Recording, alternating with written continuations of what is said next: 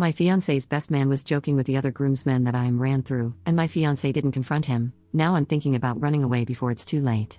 Posted by you/Sammy Asosa. My fiance and I are 29. My fiance, best man, groomsmen, and I have known each other since we were kids. We met collectively between 6th and 7th grade and have been part of the same friend group ever since.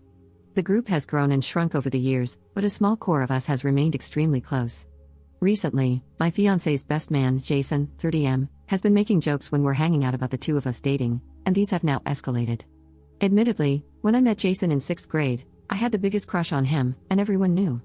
I was much taller than average for a girl at that age, and he was one of 2 guys in the entire school as tall as me. But that's where the story ends. I had one hell of an awkward phase in middle school, and he made it very clear from the start that he was not interested.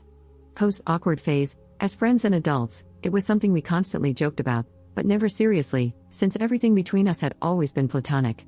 This joke about him rejecting me has recently turned into claims that he dated me first whenever my fiancé and I are around. Despite the inaccuracy and the fact that it's being brought up more often, everything has remained pretty lighthearted in context, and while it's annoying, it's something I've been able to brush off or quickly rebut. This escalated over the weekend when 2 of my fiancé's groomsmen were hanging out with my fiancé and me. The wedding was brought up, and after exchanging a concerned look, they mentioned something had happened with Jason that they thought we should know about.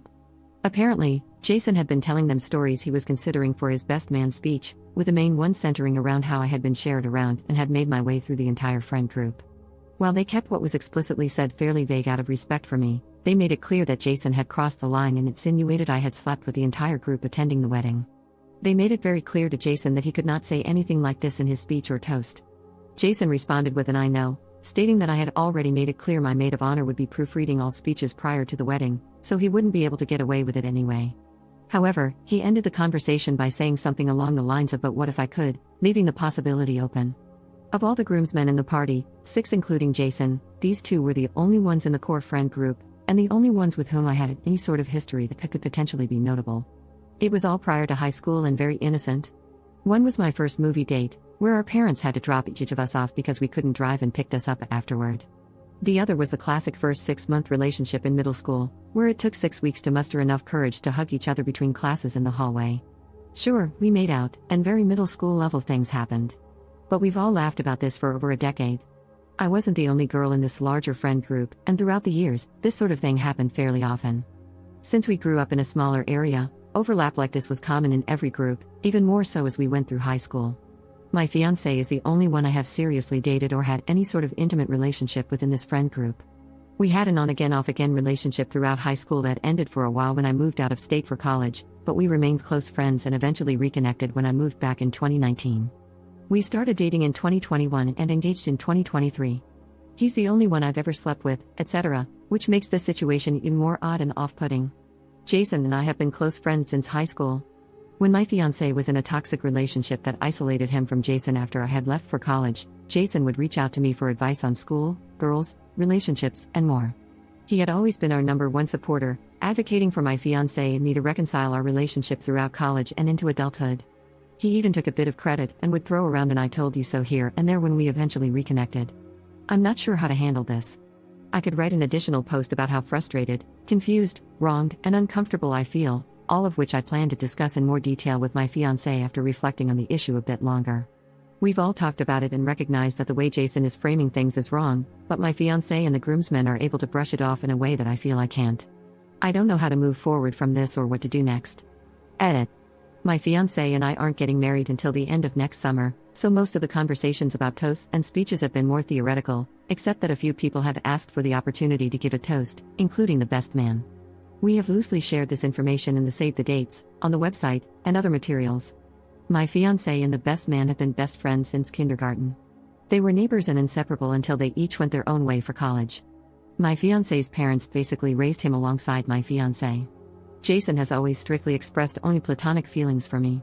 Even when both of us were single or alone together, we have only ever acted as friends since my embarrassing early middle school crush. Update 2 days later. First, I want to thank those who were clear and honest about how alarming the situation was from their perspective. When I posted, I was still processing various feelings about the matter, and I still am, which not only limited my ability to fully consider the situation from a different perspective but also left me in a state of paralysis regarding what to do next, both in the short and long term. Given the nature of the situation, a lot of historical context was omitted to avoid making the original post too lengthy. I have done my best to include the most relevant context based on the original comments in my update below. Since posting, I have spoken in further detail with both my fiancé and one of the other groomsmen involved.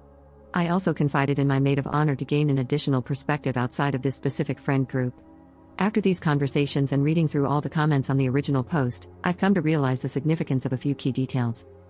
1. Jason has a deep-rooted superiority complex. He always has, and it's something many in our friend group have become accustomed to. He has always been the type who seemed to believe he was the standout among his friends, whether through education, athletics, his career, or with women. 2. Jason has also always been a bit egocentric, and his lack of accountability or consequences for his actions has been growing for some time now. Despite it almost always being unintentional, he is often oblivious to the inconveniences and harm he causes others, as long as it benefits his personal ego. 3. This situation is about jealousy from a few different angles, but not specifically about me. When looking at the full picture, this escalation feels like a continued attempt to knock my fiancé down for reaching the next stage in life. Whether that's because my fiancé has reached it before him or has moved on without him, I cannot say for sure. 4. Jason's issues with misogyny have also been escalating alongside everything else. His lack of respect for the women he has dated seems to have worsened.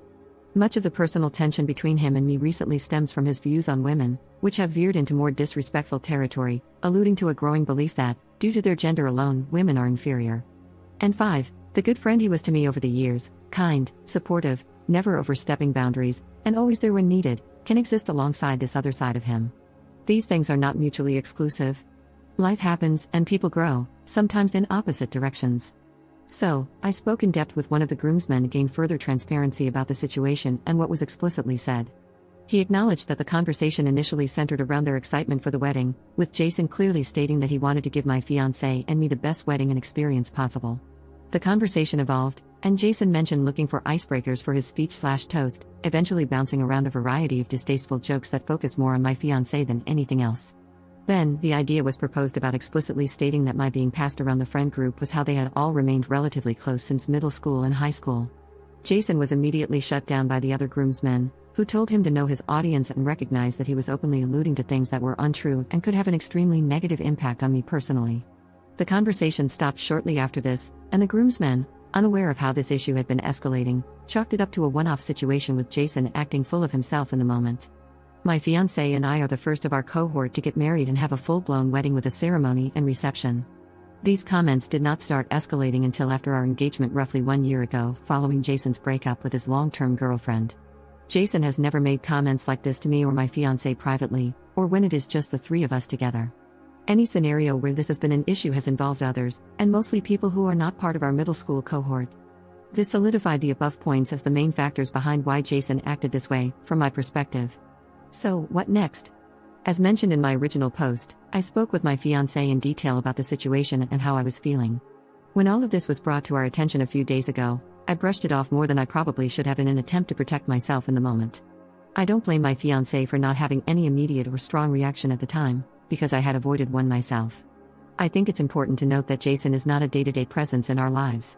While he frequently travels for work that brings him to our area, we live in different states. He hasn't lived in the same area as my fiancé or me since high school.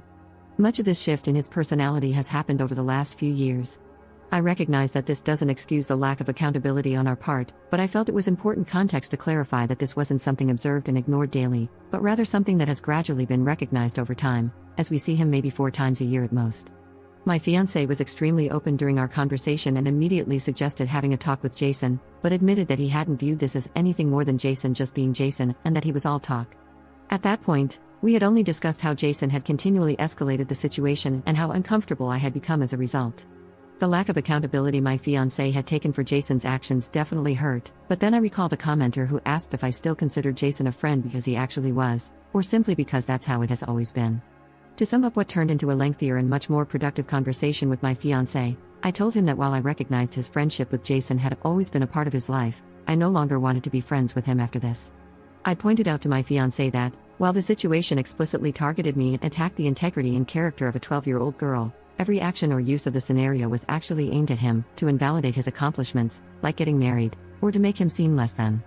I told my fiancé that it was up to him how he handles his conversation with Jason, but regardless, The disrespect Jason had shown me was a clear statement of what he thought of our personal friendship.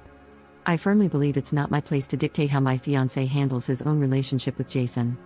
All of this was deeply taken to heart, and it was clear that my fiancé started coming to his own realizations as the conversation progressed. He acknowledged that if the roles were reversed, or if one of my bridesmaids had slandered him in any way, he would be firmly advocating for me to reevaluate my friendship with them. My fiancé asked for a few days to process the information and reflect on what he wants to say to Jason. He asked if it would be acceptable to mention that I no longer wanted to be friends with Jason personally, and I said yes. I was clear that if Jason wanted to talk with me after their conversation, it would need to involve the three of us, and not be a one-on-one discussion.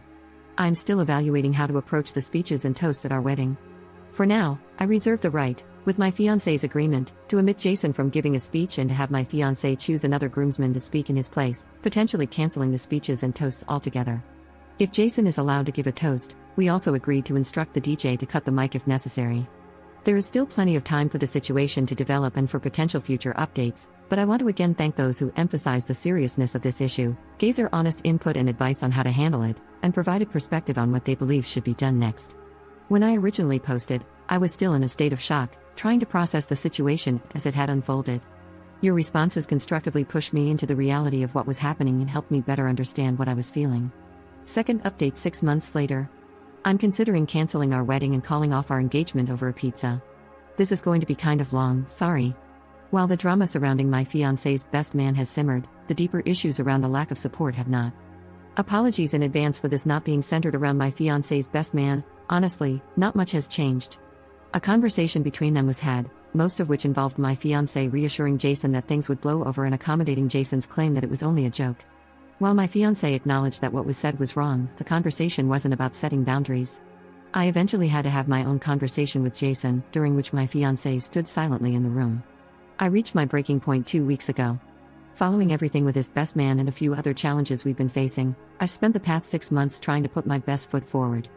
I sought out therapy to address the lack of support and the anxiety I was feeling, and I've made intentional efforts to work on our relationship to ensure we were in a stronger place before committing to each other. In May, after some unexpected and startling health concerns that required an emergency room visit, my fiancé confessed to secretly canceling his health insurance in January without discussing it with me or telling me.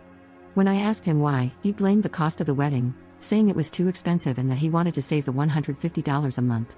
He took no accountability for his actions beyond offering an apology. I have a small amount of experience in accounting and have budgeted the wedding down to the last dollar. This includes considerations for inflation and other potential costs. In total, from the smallest decoration to the cost of the marriage certificate, everything comes to around $22,000, all of which I have strategically budgeted for throughout our 2-year engagement. My parents have generously contributed $14,000 to help with the expenses, and I have personally taken on the cost of my dress, wedding bands, and a slightly larger portion of the vendors. To put it simply, while it may not be as much as others, we have privilege. Not only was there no need for this cancellation, but I have yet to see any of that additional support for expenses. In response, I took it upon myself to cover more of the costs and pursued a part-time job on top of my full-time position, which earns roughly $70,000 a year. While it's not by a large margin, I do earn more than him individually, and I have greater responsibilities in my daily work life, with longer hours and a significant amount of expected travel as a result. The decision to take on a part-time role wasn't one of want, but of a desire to ease the burden he was feeling. I started a role reviewing blogs, essays, resumes, and other forms of writing in July, and our relationship quickly unraveled. Because I commute, I typically arrive home 3 hours after my fiancé. Once home, I would immediately hop on my laptop and review writings for the next 2 hours or so to stay on top of my quota. I tried my best to create a routine so we could have intentional time together once I finished each night. This was met with cold shoulders, frustration, and a lack of consideration for my exhaustion and strain over the course of months. Anytime I asked him to choose a show to watch or decide on dinner, he usually cooks because I get home much later. I was met with scoffs and accusations that I no longer cared about tending to our relationship.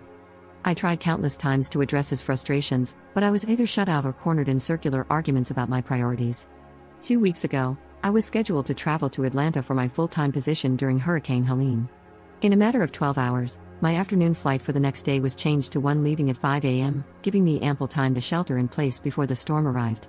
I rushed home to finish packing and prepare for the drive, which was over an hour to the airport. I planned to stay at a hotel nearby for added flexibility in case there were issues with my early travel the next morning. After arriving home, I immediately hopped in the shower and asked my fiancé to order dinner so we could have one last meal together. While I was in the shower, he offered to order a hot honey, jalapeno, and pineapple pizza from a new place we'd been wanting to try. Normally, I would have been happy to try it. However, I don't like jalapenos the same way some people don't like cilantro, and I'm strongly against pineapple on pizza, something that's come up multiple times during our relationship. While I'm fine with spice, the idea of having that pizza with the travel stress and early start I had the next day made me hesitant. I calmly asked if there was another option for tonight and suggested we try that specific pizza when I got back, expressing my concerns over my nerves. This received a frustrated scoff and a sarcastic response, "What then, just cheese?" I explained that any other topping combination would work and restated my concerns.